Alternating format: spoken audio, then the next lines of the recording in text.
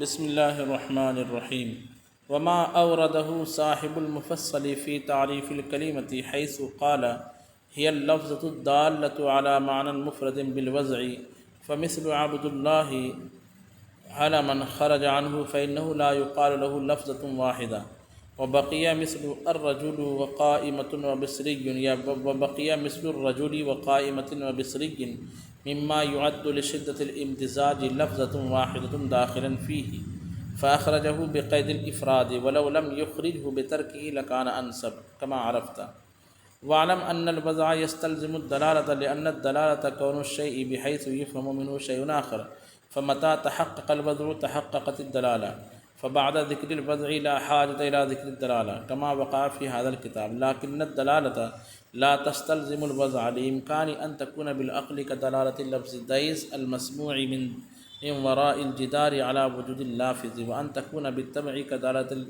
اللفظ على وجه الصدر فبعد ذكر الدلالة لا بد من ذكر الوضع كما في المفصل۔ یہاں تک کہ عبارت میں صاحب شرح جامی جو ہے قافیہ کی نحو کی ایک اس زمانے میں ایک بڑی معتبر کتاب تھی، ابھی بھی موجود ہوتی ہے وہ کتاب لیکن پڑھائی نہیں جاتی ہے عام طور پر، وہ ہے مفصل، ٹھیک ہے۔ یہ غالباً قافیہ کی شرح تھی یا قافیہ اس کی قافیہ جو ہے نا اسی کا خلاصہ ہے مفصل کا۔ تو صاحب مفصل نے جو نحو کی کتاب ہے بڑی مشہور کتاب ہے اور ایک زمانے میں اس کی اہمیت تھی اور اس کو لوگ پڑھتے تھے، تو اس مفصل میں جو ہے صاحب مفصل نے کلمہ کی تعریف اس طریقے سے کی ہے کہ ہی اللفظۃ الدالۃ علی معنی مفرد بالوضع، ٹھیک ہے، یہ عبارت ہے صاحب مفصل کی۔ اور صاحب قافیہ نے کلمہ کی کیا تعریف کی ہے؟ الکلمۃ لفظ وضع لمعنی مفرد۔ تو دونوں کی تعریف کو آپ اپنی کاپی میں لکھ لیجئے تاکہ فرق اور اچھے سے سمجھ سکیں۔ صاحب قافیہ کی تعریف ہے الکلمۃ لفظ وضع لمعنی مفرد، اور صاحب مفصل کی تعریف ہے الکلمۃ اللفظۃ الدالۃ علی معنی مفرد بالوضع۔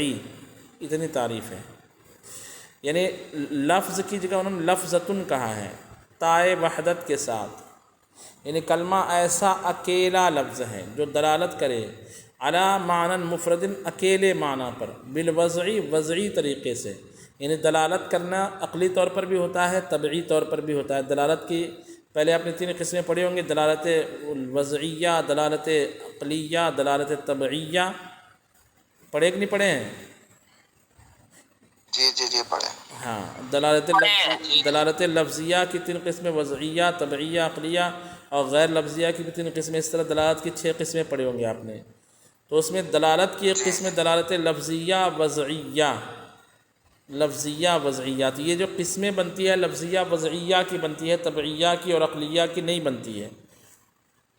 تو اس فرق کو دونوں نے الگ الگ تعریف جو کی ہے، تو دونوں کی تعریف میں فرق کو مثال کے ذریعے سمجھا رہے ہیں کہ صاحب مفصل نے یہ جو تعریف کی ہے کہ ہی اللفظۃ الدالۃ، یہ دوسرے صفحہ پہ پہلی لائن میں عبارت ہے ہی اللفظۃ الدالۃ علی معنی مفرد بالوضع۔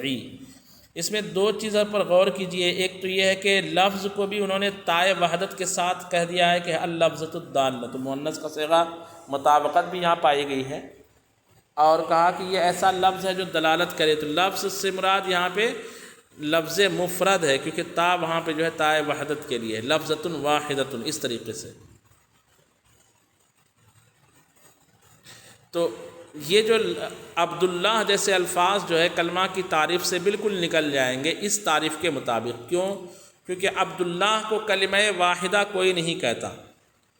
عبداللہ جو ہے یہ کلمہ واحدہ ایک لفظ نہیں ہے، لفظۃ واحدہ نہیں ہے یہ، اس لیے عبداللہ اگرچہ علم ہو تو بھی کلمہ کی تعریف میں داخل نہیں رہ پائے گا۔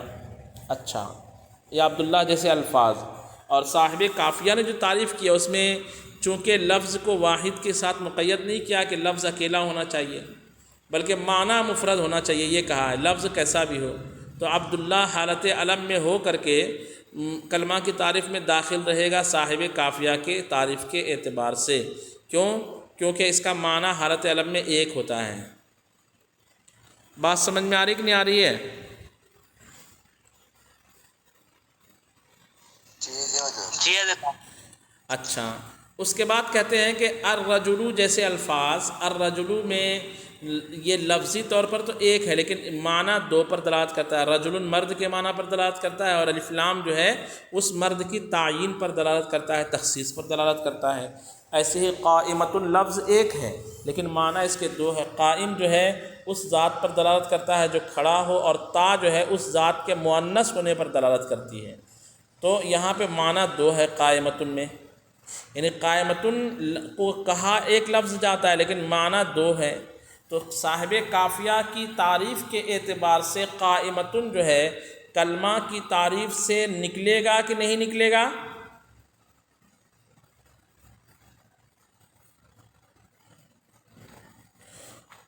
صاحب قافیہ کے نزدیک کلمہ کس کو کہتے ہیں؟ بولیے پھر سے۔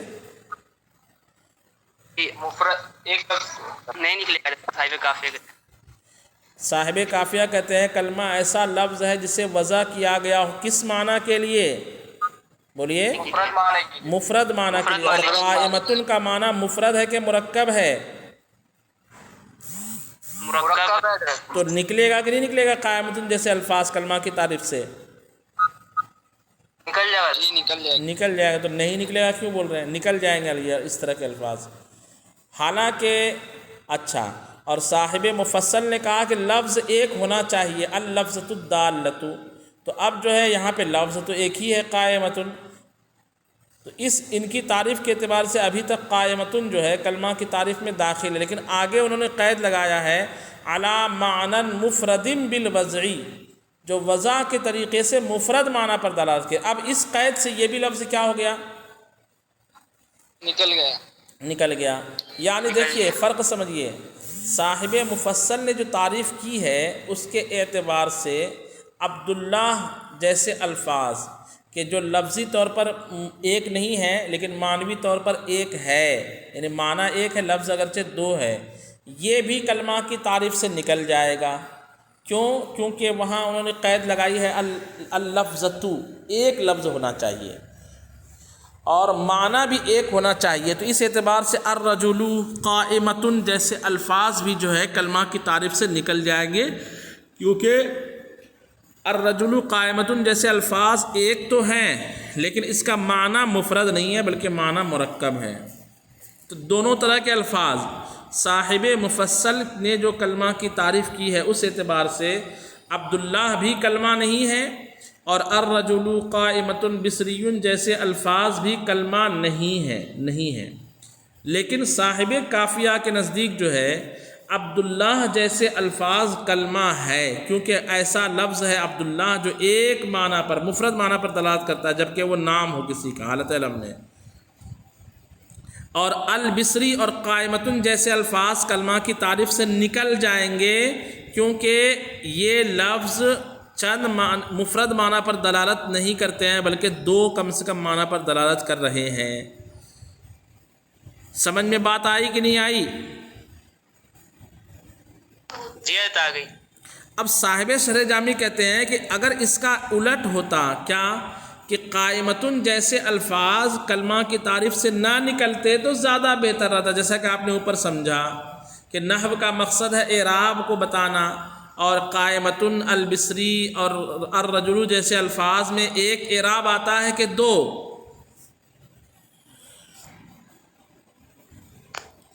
ایک آتا ہے، یعنی الرجل کے لام پر اعراب آئے گا ایک ہی جگہ، قائمۃ کی تا پر اعراب آئے گا قائمۃن یا قائمتن یا قائمتن، لیکن عبداللہ میں دو اعراب آتا ہے۔ عبد کے دال پر ایک اعراب آئے گا اس کے فاعل یا مفعول یا مجرور ہونے کی وجہ سے، جیسے فی عبد اللہ، رأیت عبد اللہ، مررت بعبد اللہ، جاء عبد اللہ، تو دال کی حرکت بدل رہی ہے ایک، اور اس میں جلالت جو ہا ہے، اس میں جلالت کا جو ہا ہے وہ ہا جو ہے مضاف الیہ ہونے کی وجہ سے مجرور ہے، تو دو اعراب یہاں پر ہے۔ حالانکہ تو عبداللہ جیسے الفاظ کلمہ کی تعریف میں داخل نہ ہوتے اور قائمۃ بصری اور الرجل جیسے الفاظ کلمہ کی تعریف میں داخل ہوتے تو زیادہ بہتر ہوتا، زیادہ بہتر ہوتا، زیادہ مناسب ہوتا. یہ تفصیل بیان کر کے اس طرح صاحب شرح جامی نے اپنی بات رکھ کر کے بات مکمل کر دی ہے. دیکھیے کہتے ہیں بسم اللہ الرحمن الرحیم وما اوردہ صاحب المفصل فی تعریف الکلمۃ حیث قال، اور وہ بات جسے پیش کیا ہے صاحب مفصل نے کلمہ کی تعریف میں اس طریقے سے کہ انہوں نے کہا ہے ہی اللفظۃ الدالۃ علی معنی مفرد بالوضع، کہ وہ ایسا مفرد لفظ ہے جو مفرد معنی پر دلالت کرے وضع کے طریقے سے. فمثل عبداللہ علمن، تو عبداللہ جیسے الفاظ جو حالت علم میں ہوں خرج عنہ، اس سے نکل جائیں گے. فإنہ لا یقال لہ لفظۃ واحدہ، اس لیے کہ عبداللہ جیسے الفاظ کو نہیں کہا جاتا ہے کہ وہ ایک ہی لفظ ہے. وبقی مثل الرجل وقائمۃ وبصری، اور الرجل اور قائمۃ اور بصری جیسے الفاظ باقی رہیں گے. مما یعد لشدۃ الامتزاج لفظۃ واحدہ، یہ ان الفاظ سے ہے کہ جن کو شدت امتزاج سے ایک ہی لفظ گنا جاتا ہے. داخلاً فیہ، اس میں داخل ہو کر باقی رہیں گے. لیکن فاخرجہ بقید الافراد، لیکن صاحب مفصل نے اس کو بھی نکال دیا کس کی قید سے؟ بولیے کس قید سے نکال دیا؟ افراد کی قید سے. افراد کی قید سے، جو آگے کہا معنن مفردن، یہ جیسی کہا تو یہ بھی چھٹائی ہوگی. اب صاحب شرح جامی کہتے ہیں وَلَوْ لَمْ يُخْرِجْهُ بِتَرْكِهِ لَكَانَ أَنْسَبَ، اگر اس قید کو چھوڑ کر کے اس طرح کے الفاظ کو صاحب مفصل نہیں نکالتے لَكَانَ أَنْسَبَ، تو یہ زیادہ مناسب ہوتا. لَوْ لَمْ يُخْرِجْهُ، اگر اس کو نہ نکالتے، اس کو سے مراد مثل الرجل وقائمۃ وبصری، یعنی الرجل قائمۃ بصری جیسے الفاظ کو اگر نہ نکالتے. کیسے نہ نکالتے؟ بترکہ، اس قید کو چھوڑ کر کے، یعنی معنن کے ساتھ مفرد کی اگر قید نہ لگاتے، وہ صرف کہہ دے کہ ایسا مفرد لفظ جو کسی معنی پر دلالت کرے، یوں کہہ دیتے، معنی مفرد نہ کہتے. تو الرجل جو ہے ایک ایسا لفظ مفرد ہے جو معنی پر دلالت کرتا ہے، تو یہ کلمہ کی تعریف میں رہتا. لیکن چونکہ کہہ دیا معنی مفرد پر، تو مفرد پر معنی پر دلالت نہیں کر رہا، اس لیے کلمہ کی تعریف سے نکل گیا. تو اگر ایسا نہ کرتے، اس قید کو چھوڑ کر کے الرجل جیسے الفاظ کو خارج نہ کرتے لکانہ انسب، تو یہ زیادہ مناسب ہوتا. کما عرفتہ، جیسا کہ پیچھے آپ نے پہچانا، یعنی پیچھے جیسے بتایا گیا تھا کہ علم نحو کا مقصد ہے اعراب کو ظاہر کرنا، اور الرجل اور البصری جیسے الفاظ پر ایک اعراب آتا ہے اور عبداللہ جیسے الفاظ پر دو اعراب آتا ہے. تو زیادہ بہتر یہ ہے کہ ایک اعراب والے لفظ کو مفرد کہا جائے، دو اعراب والے لفظ کو مفرد نہ کہا جائے. یہاں تک ایک بات ہو گئی. پھر اس کے بعد ایک اور وضاحت اور کلیئرٹی کر رہے ہیں کہ آپ دیکھیے صاحب قافیہ کی جو تعریف ہے الکلمۃ لفظ وضع لمعنی مفرد، اس میں دلالت کا کہیں لفظ آیا ہے کیا؟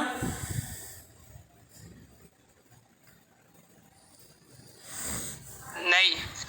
اور صاحب مفصل نے جو تعریف کی ہے وہ یہ ہے ہی اللفظۃ الدالۃ علی معنی مفرد بالوضع. اس میں کس کا لفظ آیا ہے؟ دلالت کا لفظ آیا کہ نہیں آیا؟ دلالت کا لفظ آیا ہے.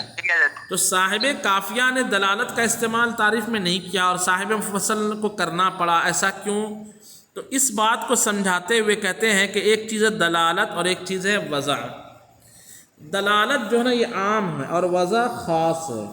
دلالت عام ہے اور وضع کیا ہے؟ خاص ہے. ہاں. کیسے؟ کہ ایسا تو ہو سکتا ہے کہ جہاں جہاں وضع پائی جائے، ایسا ہوگا کہ جہاں جہاں وضع پائی جائے وہاں دلالت پائی جائے گی، لیکن ایسا نہیں ہو سکتا کہ جہاں جہاں دلالت پائی جائے وہاں وہاں وضع بھی پائی جائے. کیسے؟ دیکھیے آپ اپنے کمرے میں بیٹھے ہوئے ہیں اور اچانک ہارن کی آواز آئی تو آپ سمجھ جاتے ہو کہ وہاں سے ایک موٹر سائیکل والا گزر رہا ہے یا ٹریکٹر والا گزر رہا ہے یا ٹرین گزر رہی ہے یا بس گزر رہی ہے. آواز سے آپ سمجھ جاتے ہو. یا کسی نے چلایا تو آپ سمجھ جاتے ہو کہ نیچے کوئی آدمی جو ہے کوئی دو آپس میں چلا کے باتیں کر رہے ہیں، تو آپ سمجھ جاتے ہو کہ یہ دونوں آپس میں لڑائی کر رہے ہیں. تو آواز کی دلالت آواز لگانے والے پر آپ نے جو سمجھا ہے یہ عقلی طور پر سمجھا آپ نے، کیسے سمجھا؟ بولیے. عقلی طور پہ. عقلی طور پر سمجھا. تو دیکھیے یہاں پر دلالت تو ہے لیکن وضع نہیں ہے بلکہ عقل ہے. ایسے ہی کوئی شخص کھانستا ہوا آپ کے پاس آیا تو آپ سمجھ جاتے ہیں اگر اس کی طبیعت خراب ہے. تو طبیعت کے خراب ہونے پر کس چیز نے دلالت کیا؟ اس کی طبیعت سے مجبور ہو کر جو اس نے الفاظ نکالے طبیعت سے، وہ اس کے ذریعے آپ نے سمجھا کہ یہ اس کی طبیعت خراب ہے. تو یہاں پر دیکھیے دلالت تو ہوئی معنی پر، یعنی اس کی طبیعت خراب ہونا ایک معنی تھا جس کو آپ نے سمجھ لیا، لیکن کس کے ذریعے سمجھا؟ وضع کے ذریعے سمجھا کہ طبیعت کے ذریعے سمجھا؟ طبیعت کے ذریعے سے. تو کسی معنی کو سمجھنا وضع سے بھی ہوتا ہے، عقل سے بھی ہوتا ہے اور طبیعت سے بھی ہوتا ہے. سمجھیے اچھے سے، یعنی کسی چیز پر دلالت، معنی نہیں بولیں گے، کسی چیز پر دلالت جو ہے وہ وضع کے ذریعے بھی ہوتا ہے، عقل کے ذریعے بھی ہوتا ہے، طبیعت کے ذریعے بھی ہوتا ہے. تو اگر دلالت کا ذکر کریں گے تو اب اعتراض ہوگا کہ دلالت کون سی دلالت؟ دلالت وضعیہ والی دلالت یا طبعیہ والی دلالت یا عقلیہ والی دلالت؟ تو چونکہ کلام کا تعلق لفظ سے ہے اور وضع سے ہے، لفظ موضوع سے ہے، اس لیے دلالت کے ذکر کے بعد ضروری ہے کہ آپ وضع کا بھی ذکر کریں. کس کو نکالنے کے لیے؟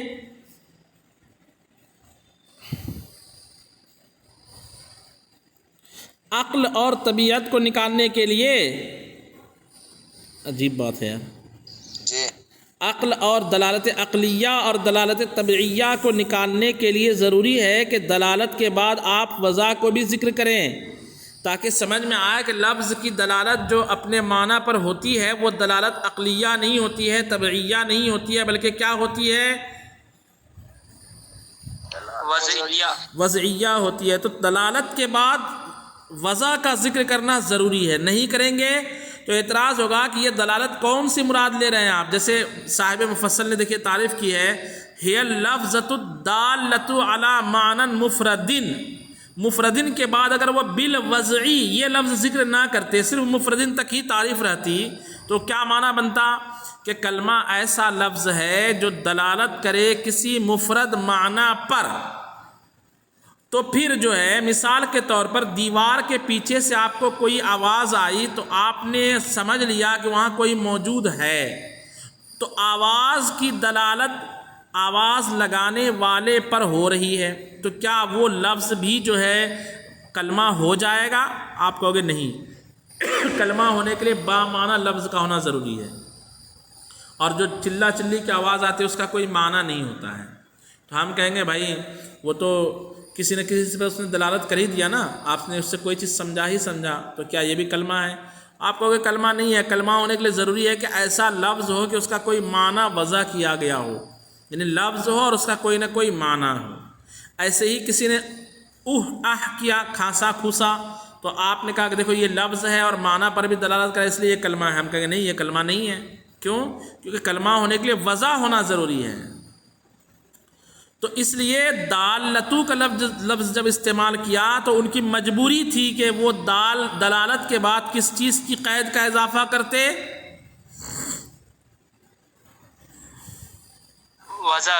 وضع کی قید کا اضافہ کرتے. اور وضع جہاں جہاں پائی جائے گی وہاں اپنے آپ دلالت بھی پائی جائے گی. ایسا ہو سکتا ہے کیا کوئی لفظ اسم ہو لیکن کلمہ نہ ہو؟ ایسا ہو سکتا ہے کیا؟ نہیں. لیکن ایسا ہو سکتا ہے نا کہ کوئی لفظ کلمہ ہو لیکن اسم نہ ہو. جی جی. جیسے فعل ہو، حرف ہو تو کلمہ ہے لیکن اسم نہیں ہے. اسی طریقے سے ایسا تو ہو سکتا ہے کہ دلالت پائی جائے اور وضعی دلالت نہ پائی جائے، جیسے دلالت عقلی پائی جائے، طبعی پائی جائے. لیکن ایسا نہیں ہو سکتا کہ وضع پائی جائے اور اس کے ساتھ دلالت پائی نہ جائے، دلالت نہ پائی جائے. جیسے اسم پایا جائے اور کہو کہ جناب کلمہ نہیں ہو سکتا. ارے جہاں اسم ہے وہ کلمہ ہوگا ہی، اسم کہتے ہی کلمہ کی ایک قسم ہے. ایسی وضعیہ دلالت جو ہے یہ دلالت کی ایک قسم ہے. تو اگر وضع کا ذکر کر دیں گے تو دلالت کو ذکر کرنے کی حاجت نہیں ہے، لیکن دلالت کو ذکر کریں گے تو وضع کو ذکر کرنا ہی کرنا پڑے گا، تاکہ عقلیہ دلالت عقلیہ اور دلالت طبعیہ جو ہے کلمہ کی تعریف سے نکل جائے۔ اسی لیے صاحب مفصل نے اپنی تعریف میں اللفظۃ الدالۃ کے بعد بالوضع کی قید کا اضافہ فرمایا مجبوری کی وجہ سے، اور صاحب کافیہ نے کہا الکلمۃ لفظ وضع، وضع جب کہہ دیا تو اب اس کے ساتھ آگے دلالت کے ذکر کرنے کی کوئی حاجت نہیں پڑی۔ یہ دونوں کی تعریف میں اس وضاحت کو، اس فرق کو صاحب شرح جامی نے سمجھایا ہے۔ دیکھیے کہتے ہیں وَعْلَمْ أَنَّ الْوَضْعَ يَسْتَلْزِمُ الدَّلَالَةَ، اور جان لو کہ وضع یہ دلالت کو مستلزم ہے۔ جیسے اسم جہاں جہاں پایا جائے وہ کلمہ ہوگا، ایسے جہاں جہاں وضع پائی جائے گی اس میں دلالت پائی جائے گی۔ وضع دلالت کو مستلزم ہے، کیوں؟ لِأَنَّ الدَّلَالَةَ كَوْنُ الشَّيْءِ بِحَيْثُ يُفْهَمُ مِنْهُ شَيْءٌ آخر، اس لیے کہ دلالت نام ہے شے کا اس طرح سے ہونا کہ اس کے سمجھنے سے کوئی دوسری چیز سمجھ میں آ جائے۔ جیسے دھواں دیکھ کر آپ آگ سمجھ جاتے ہو، زید بول کر کے ذات زید سمجھ جاتے ہو، لفظ مٹھائی بول کر مٹھائی سمجھ جاتے ہو، یہ سب جو ہے دلالت ہے۔ فَمَتَى تَحَقَّقَ الْوَضْعُ تَحَقَّقَتِ الدَّلَالَةُ، تو جہاں جہاں وضع کا تحقق ہوگا دلالت کا بھی تحقق ہوگا، یعنی جہاں جہاں وضع پائی جائے گی دلالت بھی پائی جائے گی۔ فَبَعْدَ ذِكْرِ الْوَضْعِ لَا حَاجَةَ إِلَىٰ ذِكْرِ الدَّلَالَةِ، تو وضع کے ذکر کرنے کے بعد دلالت کے ذکر کی کوئی حاجت نہیں، کما وقع فی ھذا الکتاب، جیسے کہ اس کتاب میں ہوا۔ لیکن الدلالۃ لا تستلزم الوضع، لیکن دلالت یہ وضع کو مستلزم نہیں ہے۔ جیسے کلمہ ضروری نہیں ہے کہ وہ اسم ہی ہو، ایسے ہی دلالت ضروری نہیں کہ وہ وضعیہ ہی ہو، تو دلالت وضع کو مستلزم نہیں، کیوں؟ لِإِمْكَانِ أَن تَكُونَ بِالْعَقْلِ، اس بات کے ممکن ہونے کی وجہ سے کہ وہ دلالت عقل سے ہو، کہ دلالت لفظ دیس، جیسے آپ نے ایک لفظ سنا دیس المسموع من وراء الجدار، جو سنا گیا دیوار کے پیچھے سے، تو وہ کس پر دلالت کرتا ہے؟ علی وجود اللافظ، بولنے والے کے وجود پر اس کی دلالت ہو گئی، لیکن یہ کلمہ نہیں ہے۔ وَأَن تَكُونَ بِالطَّبْعِ، اور ایسا بھی ہو سکتا ہے کہ دلالت طبیعت سے ہو، کہ دلالت لفظ اح اح، جیسے لفظ اح اح کی دلالت علی وجع الصدر، سینے کی تکلیف پر، سینے کے درد پر۔ فبعد ذکر الدلالت لا بد من ذکر الوضع، تو اسی لیے دلالت کے ذکر کرنے کے بعد ضروری ہے وضع کا ذکر کرنا، کما فی المفصل، جیسا کہ یہ کہاں ہوا؟ کہاں ہوا؟ مفصل میں، مفصل نے، یعنی مفصل کتاب کا نام ہے، مفصل یعنی صاحب مفصل نے ایسا کیا اپنی کتاب مفصل میں، تو مفصل میں دلالت کے بعد وضع کو ذکر کرنا ضروری تھا، اور صاحب کافیہ کو حاجت نہیں تھی دلالت کے ذکر کرنے کی، کیونکہ انہوں نے وضع کا پہلے ذکر کر دیا، تو اب دلالت کے ذکر کی حاجت نہیں رہی۔